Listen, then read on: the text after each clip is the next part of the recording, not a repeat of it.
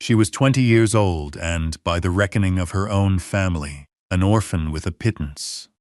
After her father's funeral, she was given a choice that was no choice at all, and left with $50, a mule, and a small brass compass that had been his. With that $50, she bought the burned-out shell of the old Cottonwood Creek schoolhouse in a Kansas valley that thought her a fool. But what nobody in that valley knew was that beneath a warped and blackened floorboard lay a secret that would change not only her life, but the lives of every person who had mocked her. Settle in and listen close, and let us know in the comments where you're watching from tonight. This is the story of Josie Vance. Josie's world had been built and bounded by her father, Thomas Vance. He was a surveyor, a man who understood the world not in acres or dollars, but in degrees, minutes, and seconds of arc. He saw the land as a series of truths waiting to be measured and recorded, a language spoken by ridgelines, creek beds, and the slow turn of the earth. From the time she was old enough to walk without stumbling, Josie had walked beside him, her small hand in his. He never spoke down to her. He taught her to read a Gunter's chain not as a length of metal, but as a sentence of 100 links, each telling a fraction of a story. He taught her to trust the needle of a compass more than the words of men, for the needle always sought the truth of north, while men's words often sought only the advantage of the moment. Her mother had died when she was 4, a fever that came on fast, and left a silence in their small house that Thomas never quite managed to fill. Instead, he filled their lives with work. They traveled the state, laying out town sites that were little more than hopeful grids on an empty prairie, and retracing the boundaries of old homesteads where fences had long since rotted away. He taught her how to sharpen a pencil with a penknife to a perfect needle-fine point, how to mix ink from powder, and how to draft a plat map with lines so clean they looked as if they had been etched in glass. Her hands, small as they were, learned the patient, steady work of a draftsman. While other girls were learning needlepoint, Josie was learning the weight and balance of a tripod, the cold, precise feel of a transit telescope against her eye, and the quiet satisfaction of driving a corner stake into the earth, marking a place and saying, "Here, this is a known point. This is where something begins." Her formal schooling was sporadic, taken in whichever town they were working in for a season. But her real education happened in the open air, under a vast sky, with the smell of prairie grass and turned earth in her lungs. The most precious thing he ever gave her, aside from his knowledge, was a small, heavy brass compass in a worn leather case. He'd given it to her on her 16th birthday. "It was my father's," he had told her, his voice quiet and serious. "It's a vernier compass. See the scale? It lets you read to a single minute of arc. It's more honest than most people you'll meet." Josie treasured it. Its weight in her palm felt like a promise. It was a connection to a grandfather she'd never known, and a testament to the work her father held sacred. It lived in her pocket, a constant, solid presence. This quiet, ordered world fell apart the year she turned 19. Thomas had taken a second wife 5 years prior, a widow named Elspeth, with 2 grown sons of her own, both of them large, slow-moving men who looked at Josie's work with her father as an oddity, a girl's strange hobby. Elspeth was a woman who valued appearances, who saw the world in terms of what was proper and what was not. A girl tramping through the brush with survey maps was, in her estimation, decidedly not. While Thomas was alive, his quiet authority held the household together, a fragile peace maintained by his mere presence. But a fall from a scaffold while surveying a new county courthouse broke his hip, and the injury festered. He lingered for 3 months, his big frame shrinking in the bed, his voice growing thin. During that time, Josie was his nurse, his scribe, his constant companion. His last coherent words to her were a whisper, "Trust the work, Josie. The lines don't lie." The day after the funeral, the air in the house was thick with a finality that had nothing to do with grief. Elspeth, called Josie into the parlor, the room kept for guests and pronouncements. Her 2 sons, Luke and Matthew, stood behind her chair, their arms crossed, their expressions unreadable but solid like stone walls. Elspeth did not waste time with platitudes. Her voice was as flat and dry as a legal document. "Josie," she began, her hands folded neatly in her lap. "Your father, God rest his soul, made certain provisions. The house and the business account passed to me and then to my sons. That is as it should be." Josie stood before her hands clasped behind her back, a posture her father had taught her to adopt when listening. She said nothing. She simply watched Elspeth's face, a mask of strained propriety. "He did, however, set aside a sum for you," Elspeth continued. "A dowry of a sort. He stipulated $50. The amount was an insult. A single survey contract for a quarter section would have brought in twice that. Josie knew the ledgers. She had kept them herself for the past 3 years. She knew her father's business was worth thousands. But she also knew the force of a will, and the force of the 2 men standing behind the woman who was now, in the eyes of the law, her guardian. "There is, of course, the matter of your place here," Elspeth said, a slight tight smile touching her lips. "You are a young woman of 20. It is not proper for you to remain in this house, not without a husband." She let the silence hang in the air. "Luke and Matthew need the space. And frankly, your particular habits are not suited to a respectable home." Josie's gaze did not waver. She thought of the ink stains on her fingers, the mud on her boots, the quiet hours spent at her father's drafting table. These were her habits. "So you have a choice," Elspeth concluded, her voice taking on a tone of magnanimity that was more cruel than any anger. "You can take the $50 and make your own way, or you can accept my charity, in which case the money will be used for your upkeep, and you will be expected to contribute to the household in a more suitable manner, as a domestic." It was a cage disguised as a choice. To stay would be to erase everything her father had taught her, to become a servant in her own home. To leave was to walk into an unknown world with almost nothing. Josie looked past Elspeth at her father's drafting table, which had already been pushed into a corner, a dusty sheet thrown over it. She saw her father's face, heard his last words, "Trust the work. The lines don't lie." She met Elspeth's gaze. "I'll take the money," she said. Her voice was even, betraying nothing. There was a flicker of surprise in Elspeth's eyes, quickly masked. She had expected tears, pleading. She had not expected this quiet acceptance. Matthew was sent to fetch the cash box. He counted out the bills and coins onto the polished parlor table. $50. Josie did not move. "And my father's tools?" she asked. Elspeth waved a dismissive hand. "The tools belong to the business. They are not yours to take." "The compass," Josie said, her voice dropping, becoming harder. "The vernier compass. It was a gift from his father to him, and from him to me. It is mine." Luke shifted his weight. "It's just an old brass thing." Elspeth sighed, an act of performative weariness. "Very well, take the trinket. It is of no value." Josie went to her room. She did not pack clothes or keepsakes. She put on her sturdiest boots, her canvas trousers, and a linen shirt. She took the small, worn leather case containing the compass and slipped it into her pocket. She walked out of the house without looking back, went to the stable, and saddled the old mule, Bess, that had been her companion on 100 survey trips. She tied her bedroll and a small sack with a loaf of bread and a canteen of water behind the saddle. As she led Bess out of the gate, she did not look back at the house where she had been born. She looked west, toward the open horizon, the $50, a small, tight roll in her pocket, the weight of the compass, a solid, reassuring presence against her hip.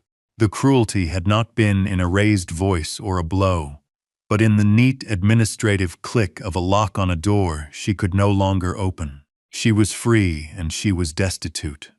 The road west from the settled town was a pair of ruts carved into the prairie, a faint suggestion of direction in a vast sea of grass. For 3 days, Josie and the mule Bess walked. The sun was a relentless weight, the wind a constant rustling voice in the blue stem that rose as high as her shoulders. She walked, leading the mule to spare the animal's strength. Her world shrank to the rhythm of her own footsteps, the creak of saddle leather, and the patient, steady plod of Bess's hooves behind her. The landscape was beautiful in its emptiness, a canvas of subtle greens and golds under a sky so immense it felt like a physical pressure. She saw herds of antelope, fluid and distant, and hawks circling on invisible currents of air. At night she made a small, smokeless fire from buffalo chips, ate a piece of her bread, and slept rolled in her blanket, the compass in its case tucked under her head for a pillow. The $50 in her pocket felt both impossibly small and enormously heavy. It was all she had. It was everything. She was not afraid. Her father had taught her how to read the land, how to find water, how to navigate by the stars. She was lonely, but she was not lost. On the 4th day, the flat prairie began to ripple, rising into low, rolling hills cut by creeks lined with cottonwoods and willows. She was entering the Flint Hills, a rougher country, less suited to the plow. The farms were fewer and farther between, the homesteads smaller, hunkered down in the folds of the land.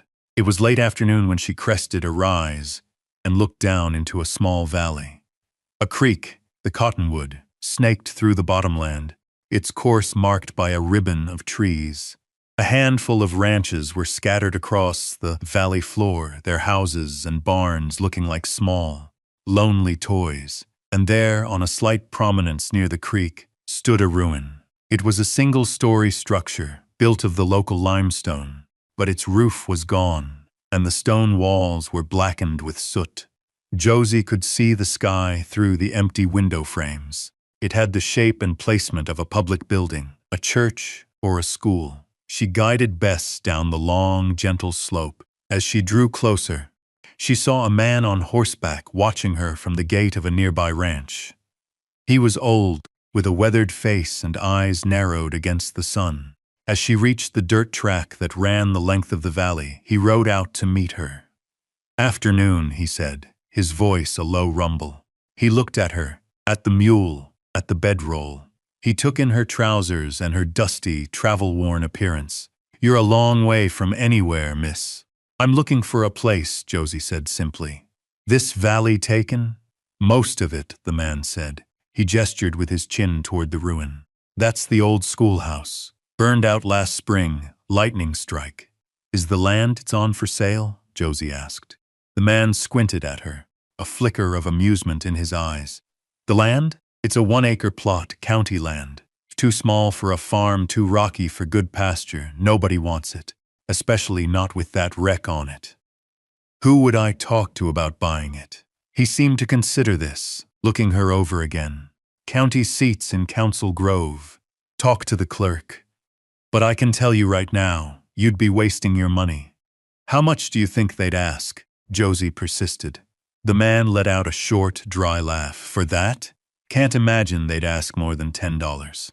Might even pay you to haul the stone away. Name's Silas Croft," he added, as if deciding she was more than a passing curiosity. "That's my place there, Josie Vance." "Well, Miss Vance," Silas said, tipping his hat slightly, "that schoolhouse ain't worth the trouble of looking at it. But the county clerk's name is Miller. Tell him Silas Croft sent you." Josie thanked him and moved on, leading Bess toward the burned-out building. She didn't go to Council Grove right away. She spent the rest of the afternoon walking the small plot of land. It was, as Silas had said, rocky. The soil was thin. But it had a well with a stone casing, and the creek was only 100 yards away. The location was good, set on a rise that wouldn't flood. She walked through the ruin, her boots crunching on charred wood and broken slate. The stone walls were thick, 2 feet at least, and though blackened, they were sound. The fire had been hot and fast, consuming the roof, the floor, the desks, but the bones of the building were still there. She felt a strange sense of peace in the ruin. It was a place of endings, but her father had taught her that every ending point was also a beginning point. It was a known location. It had been measured and marked. That night, she camped within the shelter of the stone walls. In the morning, she left Bess to graze by the creek and walked the 12 miles to Council Grove. She found the courthouse and the clerk, a man named Miller with a green eye shade and ink-stained cuffs. He was perplexed by her request, but, after checking his plat book, confirmed the plot was for sale. $10, he said, echoing Silas Croft's guess. And it's yours as is. Josie counted out the money. It was a tenth of what she had. Miller filled out the deed with a scratchy pen, his expression a mixture of pity and disbelief. He stamped it, recorded it, and handed her the paper. "Good luck to you, miss," he said, in a tone that suggested she would need it. Josie folded the deed and put it in her pocket. She had $40 left, a mule, a compass, and 1 acre of ruined land. She was a landowner. The schoolhouse was a skeleton. The fire had taken everything that could burn, leaving behind a stark record of its passage. Josie spent her first week on the property not building, but clearing. She worked with a quiet, methodical patience, a habit learned from years of meticulous drafting. The interior was a chaos of blackened timbers, shattered slates from the old chalkboard, and the twisted metal skeletons of desks. The roof had collapsed inward, creating a heap of charred rafters and shingles in the center of the single large room. The floor, what was left of it, was a treacherous landscape of burned-through planks and gaping holes that revealed the dirt crawl space beneath. Every morning she rose with the sun, drank from the well. The water was sweet and cold, and began her work. She started by dragging the larger, half-burned timbers out of the building and stacking them by size. Some, she judged, might be salvaged for smaller projects. The rest would become firewood. It was heavy, dirty work. Soot stained her clothes, her hands, her face. Her muscles, accustomed to the long walks of surveying, ached with the new strains of lifting and hauling. The valley watched her. She was aware of riders passing on the track below, their pace slowing as they looked up at the lone figure working in the ruin. She heard the distant laughter of children from the Croft ranch. She knew she was a curiosity, the foolish girl who'd bought the wreck, but no one approached her. She was left alone with her labor. The building itself began to speak to her. The stone walls, once she cleared the debris away from them, were magnificent. They were native limestone, quarried from a nearby hill, fitted together with skill. The stones were large and irregular, but the mason had known his craft. The corners were square and solid. The window openings were framed with chiseled lintels. The soot came away with the wire brush and water, revealing a palette of pale golds, grays, and creams in the stone. It was a beautiful structure, or it had been. It had good bones. The single room was 40 feet long and 25 feet wide. A raised platform at the east end marked where the teacher's desk had been. She imagined it as it was, filled with the murmur of children reciting their lessons, the scrape of chalk on a slate, the smell of wood smoke from the cast iron stove whose rusted remains she had hauled out. She felt a kinship with the building. It was a thing of purpose that had been discarded. After the heavy timbers were gone, she began on the finer debris. She used an old grain shovel she'd found, half-burned, in the wreckage, and a wheelbarrow she bought for $2 from a farmer down the valley. She shoveled ash, charcoal, and broken glass into the wheelbarrow, load by painstaking load, and dumped it into a gully behind the property. As she worked her way across the floor, she began to notice the quality of the original construction. The floorboards were thick oak, laid over heavy-hewn joists. Most were ruined beyond repair, but the joists underneath, protected from the worst of the fire, seemed mostly sound. It was on the 5th day of clearing, as she worked near the raised teacher's platform, that her shovel struck something that wasn't wood or stone. It was a section of floorboard that, while charred on top, had not burned through. It was loose, When she pushed at it with the toe of her boot, it shifted. Curiosity piqued. She set down her shovel. She knelt, the gritty floor biting into her knees, and worked her fingers into the gap. The board was thick and heavy, but it came up. It hadn't been nailed down like the others. It had been fitted into place, a simple but effective lid. Beneath it was not the dirt of the crawl space, but a small, dark cavity. And nestled inside that cavity, wrapped in what looked like oilcloth, was a metal box. It was a deed box about a foot long, 8 inches wide, and 6 inches deep, made of tin and painted black. It was heavy. She lifted it out and set it on the dusty floor. It was locked, but the lock was small and simple. With a piece of twisted metal from a broken desk, she worked at it, her touch as patient as if she were adjusting a fine screw on her father's transit. After a moment, the lock clicked open. She lifted the lid. The contents were not what she expected. The box was not filled with gold or silver. The top layer was a neat stack of greenbacks, held together with a paper band. Josie carefully lifted them out. She counted them on the spot, her hands trembling slightly. It was $1,000, a fortune. More money than she had ever seen in one place. It was enough to rebuild the schoolhouse 10 times over. But it was what lay beneath the money that made her breath catch in her throat. The first document was a letter, written in a careful, elegant hand on a sheet of foolscap. The ink was faded to a soft brown, but the words were clear. It was addressed simply, "To whoever finds this." Josie unfolded it, her heart pounding. "My name is Alistair Finch," it began. "I was the schoolmaster here from the year of its building, 1868, until this year, 1878. I am a man of 64 years, and my health is failing. I have no wife or children to leave my savings to, and a deep distrust of banks. I leave this money, the sum of my life's work, in the hope that it will fall into the hands of someone who loves this place as I have. Use it to do good. Use it to build." Josie had to stop, her eyes blurring. The letter was a voice from the past, a hand reaching out to her from across the years. She wiped her eyes on her sleeve and continued reading. "But there is something more important than the money in this box. When this valley was first surveyed and sectioned by the railroad, there was a dispute. The original surveyor, a man in the employ of the Kansas Pacific Railway, made a grievous error. His chain was off, his magnetic declination improperly set.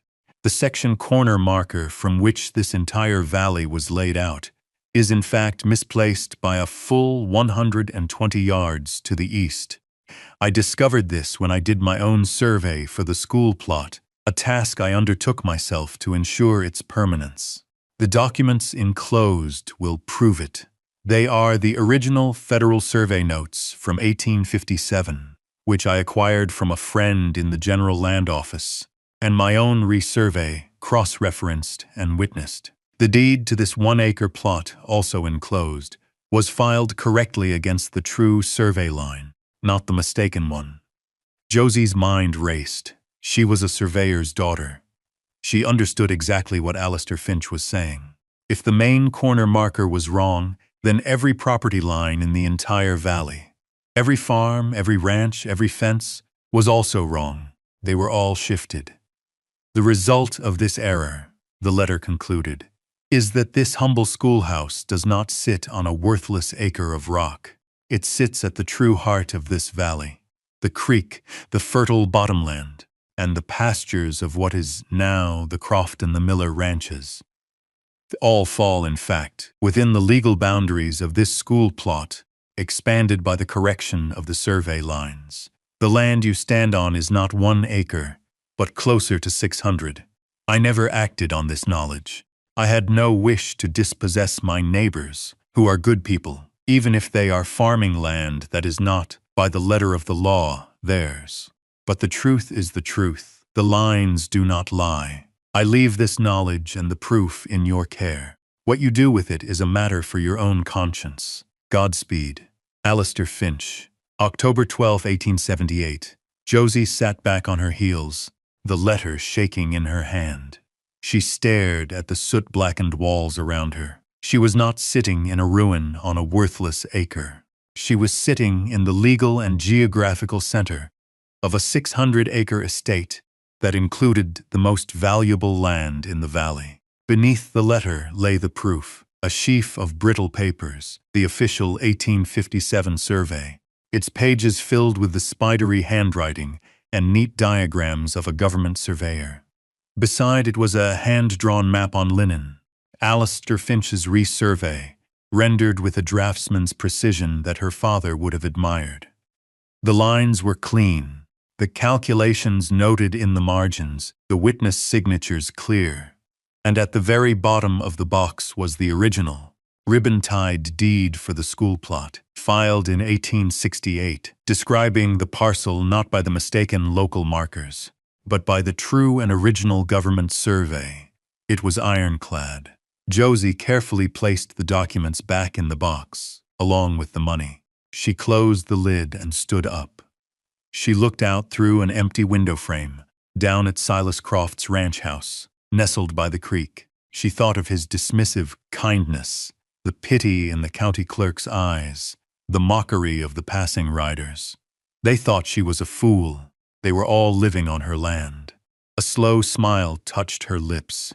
It was not a smile of malice or greed, but of profound, earth-shaking vindication. She wasn't a dispossessed orphan. She was the owner of Cottonwood Creek Valley, and no one knew it but her. Her father's words echoed in her mind. Trust the work. The lines don't lie. The discovery did not change Josie's work. It changed the purpose behind it. The $1,000 from Alistair Finch's box was a tool, and the survey documents were a foundation more solid than stone. She did not ride into town and file a claim. She did not confront Silas Croft or any of her other unknowing tenants. Her father had taught her that power asserted was often power lost. Power held in reserve, used with precision and patience, was the kind that lasted. Her first act was to secure her home. She rode best to Council Grove, but this time she did not go to the courthouse. She went to the lumber yard and the freight office. With a portion of the found money, she purchased a wagon, a team of sturdy draft horses, and a load of materials: rough sawn oak for a new floor, pine joists and rafters, cedar shingles and sashes for the windows. She bought tools: a good crosscut saw, a hammer, a level, a brace and bit, and nails in a dozen sizes. She also bought sacks of flour, beans, salt, and coffee. She was no longer surviving. She was building. The arrival of the wagon, loaded high with fresh milled lumber, caused a stir in the valley. Silas Croft rode up the hill the day she returned, his expression one of pure bafflement. He sat on his horse, watching as Josie single-handedly began unloading the heavy oak planks. "Miss Vance," he said, his voice holding a new note of respect, "that's quite a load for one person." "It's what's needed," Josie replied, not breaking her rhythm. She slid another plank off the wagon, the scent of fresh-cut oak sharp in the air. Silas dismounted. He was a man who understood work. He might think her mad, but he could not fault her industry. "Where did a young thing like you learn to plan a roof?" he asked, gesturing at the pile of rafters. "My father was a surveyor," she said. "He taught me geometry." He nodded slowly, as if that explained something, though not nearly everything. He watched her for a few more minutes, then, without a word, he took the other end of a heavy joist she was struggling with. Together, they carried it and set it on the growing stack. He stayed for an hour, his quiet, steady help making the work go twice as fast. When they were done, he wiped his brow with the back of his hand. "My wife, Martha, she'll be sending one of the boys up with a hot supper for you," he said. It was not a question. It was a statement. That evening, Silas's youngest son, a boy of 14 named Eli, appeared with a basket. Inside was a covered dish of beef stew, a loaf of fresh bread and a jar of milk. He set it down, mumbled, "Ma sent this," and fled before Josie could properly thank him. It was the first bridge. The next to arrive was a man named Jebediah Stone, the stonemason who had built the schoolhouse nearly 2 decades before. He was old now, his hands gnarled with arthritis, but his eyes were sharp. He walked around the building, running a hand over his own past work. "Good stone," he grunted. Fire didn't touch the bones of it. He pointed to the top of the west wall, where a section of the capstones had been dislodged by a falling timber. "You'll need to fix that before you set your rafters, or your roof will be askew." Josie nodded. "I know. I wasn't sure how to go about it." "I'll show you," he said. The next day he returned with a bucket of mortar mix and his old tools. He didn't do the heavy lifting, but he directed Josie, showing her how to mix the mortar to the right consistency, how to seat the heavy stones, how to point the joints so they would shed water. He was a stern teacher, and under his tutelage, Josie repaired the wall until it was as strong as the day it was built. A week later, as she was beginning the difficult work of raising the first roof trusses, another neighbor, a German blacksmith named Karl Schmidt, stopped by. He watched her struggle to hoist a truss into place with a clumsy block and tackle she had devised. "That is a widowmaker, that rig," he said in his thick accent. The next morning he returned with a proper gin pole and a set of ropes and pulleys. He spent the day with her, his blacksmith's strength making the dangerous work manageable. By dusk, all the trusses were in place, a perfect repeating geometry against the sky. Martha Croft started sending Eli up with a meal every few days. Jebediah Stone would stop by to inspect her progress, offering gruff, one-word approvals. Karl Schmidt sharpened her saw and her axe for free. They were a community of work. They did not speak of friendship. They spoke of board feet and roof pitch and the proper way to frame a window. They were drawn to the quiet competence of her labor. They had mocked the girl who bought a ruin, but they respected the woman who was raising a home from its ashes with her own 2 hands. They didn't know her secret, but they were, one by one, helping her build the house that sat on their land. The roof was the turning point. Once the last cedar shingle was nailed in place, the schoolhouse was no longer a ruin. It was a shelter. Josie spent the last of the summer laying the new oak floor, her hammer blows echoing in the now enclosed space. She installed the window sashes, and for the first time, light filled the room not through gaping holes, but through panes of glass. The space was transformed. It was vast and airy. The new wood glowing, the old stone walls, a warm, solid presence. She partitioned off one end of the large room, building herself a small, private living area with a bed, a table, and 2 chairs. The rest of the space remained open, dominated by a large stone fireplace she had commissioned Jebediah Stone to build in the center of the room. It was a masterpiece, drawing perfectly, filling the schoolhouse with warmth as the autumn nights grew colder. People's perception of her began to change. She was no longer the Vance girl who'd bought the wreck. She was Josie, the woman who lived in the old schoolhouse. The valley had a new landmark, and she was its keeper. Travelers passing through would sometimes stop, curious, and she would offer them a dipper of cold water from her well. The children who had once whispered and pointed now sometimes walked up the hill, drawn by the novelty of the place. She had a few of them in for milk and cookies one afternoon, and they sat wide-eyed in the huge, clean room, so different from their own small, cluttered ranch houses. She began to hold a kind of informal authority. When a dispute arose between 2 ranchers over a stray calf, they came to her, not as a judge, but as a neutral party, and sat at her long table to talk it out. The quiet dignity of the restored building seemed to encourage quiet dignity in others. It was a place for reason. The time had come to use the knowledge in the tin box. She did not do it with lawyers or threats. She invited Silas Croft and the valley's other principal landowner, a man named Miller, no relation to the clerk, to her home for dinner. She served them beef stew from a recipe Martha Croft had given her. After the meal, she laid the tin box on the table between them. "I have something to show you," she said, her voice calm. She opened the box and took out Alistair Finch's letter, his survey, and the original deed. She explained it all, simply and clearly, her voice as steady as if she were reading a surveyor's description. She showed them the maps, pointing out the misplaced corner marker and the resulting shift in all the property lines. She let them see the truth for themselves, laid out in clean, undeniable lines. The two men were silent for a long time. They stared at the documents, then at each other, then at Josie. Their faces were pale. They understood what this meant. Their homes, their pastures, their livelihoods, all of it, legally, belonged to this young woman. Silas was the first to speak. His voice was hoarse. "What do you want, Josie?" She met his gaze directly. "I don't want your homes," she said. "I don't want to dispossess anyone. This valley is your life, just as it's becoming mine. Alistair Finch knew this land was yours in spirit, if not in law. I feel the same." She slid a new set of papers across the table. They were lease agreements she had drawn up herself, her drafting skills put to a new use. The terms were generous. A 99-year lease on their homesteads and pastures for the symbolic sum of $1 per year. "I want to be your neighbor," she said, "not your landlord in the way the world thinks of it. I want the lines to be true, but I want our community to be whole.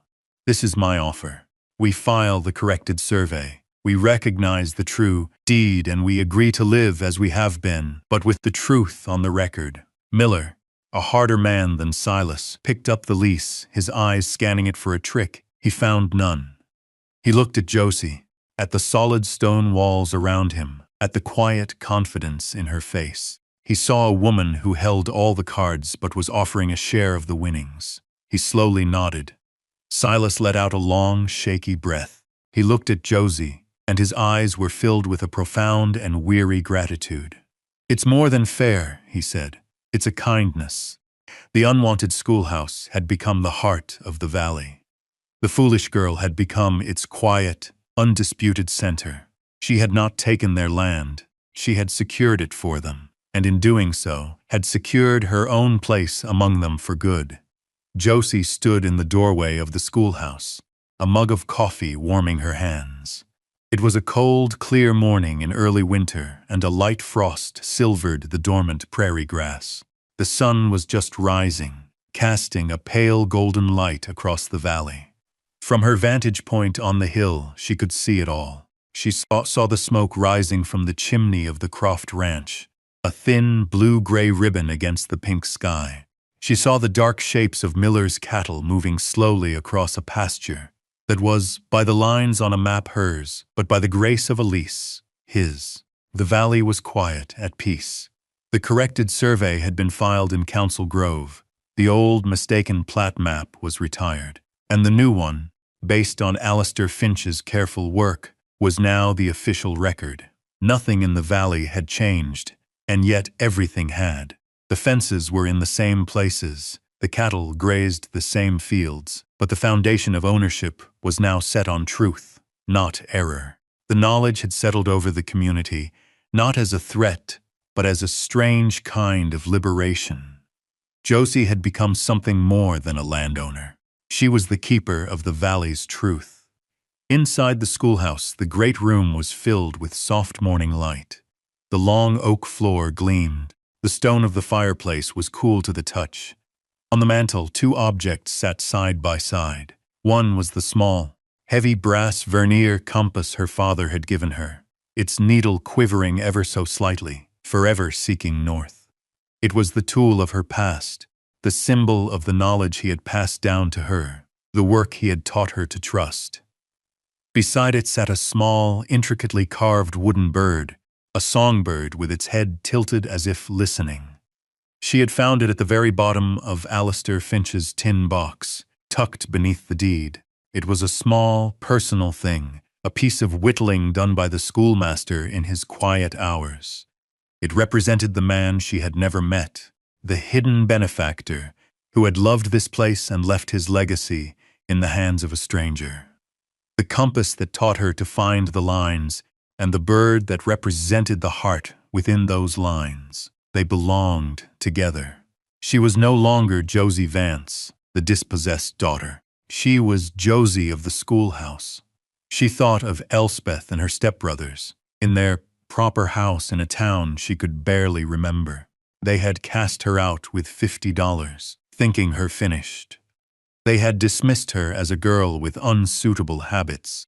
But it was those habits, the ability to read a map, to see the integrity in a stone wall, to trust the logic of a well-built thing, that had given her this life. The $50 had been the best investment she ever could have made. It had bought her more than a ruin. It had bought her a home, a community, and a future written in her own clean, steady hand.